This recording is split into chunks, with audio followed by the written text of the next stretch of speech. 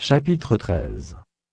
Voici, un homme de Dieu arriva de Juda à Béthel, par la parole de l'Éternel, pendant que Jéroboam se tenait à l'autel pour brûler des parfums. Il cria contre l'autel, par la parole de l'Éternel, et il dit autel, autel, ainsi parle l'Éternel, voici, il naîtra un fils à la maison de David, son nom sera Josia, il immolera sur toi les prêtres des hauts lieux, qui brûlent sur toi des parfums, et l'on brûlera sur toi des ossements d'hommes. Et le même jour il donna un signe, en disant c'est ici le signe que l'Éternel a parlé, voici, l'autel se fendra, et la cendre qui est dessus sera répandue. Lorsque le roi entendit la parole que l'homme de Dieu avait crié contre l'autel de Béthel, il avança la main de dessus l'autel, en disant saisissez-le. Et la main que Jéroboam avait étendue contre lui devint sèche, et il ne put la ramener à soi. L'autel se fendit, et la cendre qui était dessus fut répandue, selon le signe qu'avait donné l'homme de Dieu, par la parole de l'Éternel. Alors le roi prit la parole, et dit à l'homme de Dieu implore l'Éternel, ton Dieu, et prie pour moi, afin que je puisse retirer ma main. L'homme de Dieu implora l'Éternel, et le roi put retirer sa main, qui fut comme auparavant. Le roi dit à l'homme de Dieu entre avec moi dans la maison, tu prendras quelque nourriture, et je te donnerai un présent. L'homme de Dieu dit au roi quand tu me donnerais la moitié de ta maison, je n'entrerai pas avec toi. Je ne mangerai point de pain, et je ne boirai point d'eau dans ce lieu-ci.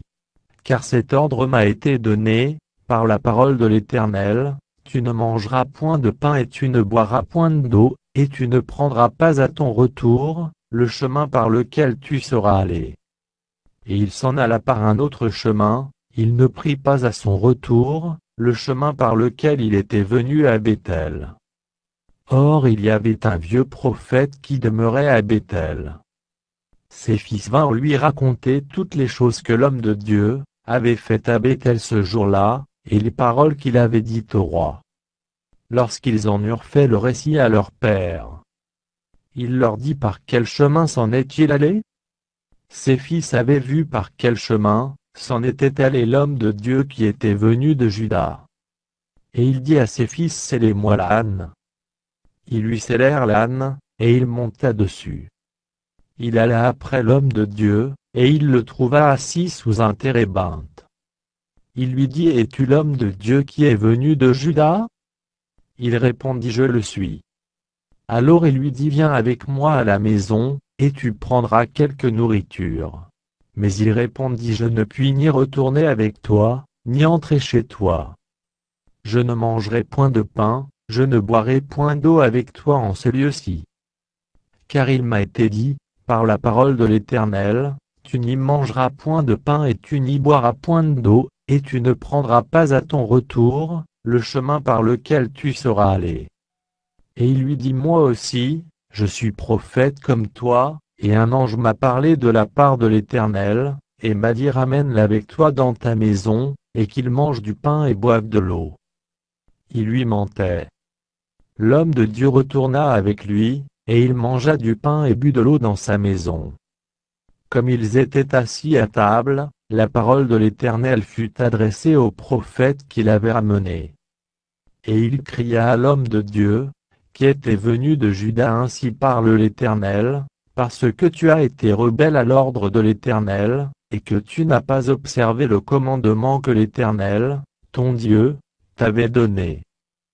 Parce que tu es retourné, et que tu as mangé du pain et bu de l'eau dans le lieu, dont il t'avait dit tu n'y mangeras point de pain et tu n'y boiras point d'eau, ton cadavre n'entrera pas, dans le sépulcre de tes pères. Et quand le prophète qui l'avait ramené, eut mangé du pain et qu'il eut bu de l'eau, il scella l'âne pour lui. L'homme de Dieu s'en alla et il fut rencontré dans le chemin par un lion qui le tua. Son cadavre était étendu dans le chemin, l'âne resta près de lui, et le lion se tint à côté du cadavre. Et voici, des gens qui passaient virent le cadavre étendu dans le chemin, et le lion se tenant à côté du cadavre, et ils en parlèrent à leur arrivée dans la ville où demeurait le vieux prophète. Lorsque le prophète qui avait ramené du chemin l'homme de Dieu l'eut appris, il dit: c'est l'homme de Dieu qui a été rebelle à l'ordre de l'Éternel, et l'Éternel l'a livré au lion, qui l'a déchiré et l'a fait mourir, selon la parole que l'Éternel lui avait dite. Puis, s'adressant à ses fils, il dit: scellez-moi l'âne. Ils le scellèrent. Et il partit. Il trouva le cadavre étendu dans le chemin, et l'âne et le lion qui se tenaient à côté du cadavre. Le lion n'avait pas dévoré le cadavre, et n'avait pas déchiré l'âne.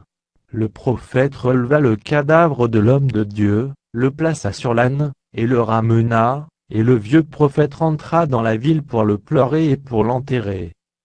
Il mit son cadavre dans le sépulcre, et l'on pleura sur lui, en disant: hélas, mon frère. Après l'avoir enterré, il dit à ses fils: quand je serai mort, vous m'enterrerez dans le sépulcre où est enterré l'homme de Dieu, vous déposerez mes os à côté de ses os. Car elle s'accomplira, la parole qu'il a criée, de la part de l'Éternel, contre l'autel de Béthel et contre toutes les maisons des hauts lieux, qui sont dans les villes de Samarie. Après cet événement, Jéroboam ne se détourna point de sa mauvaise voie. Il créa de nouveau des prêtres des hauts lieux pris parmi tout le peuple, quiconque en avait le désir, il le consacrait prêtre des hauts lieux. Ce fut là une occasion de péché pour la maison de Jéroboam, et c'est pour cela qu'elle a été exterminée et détruite de dessus la face de la terre.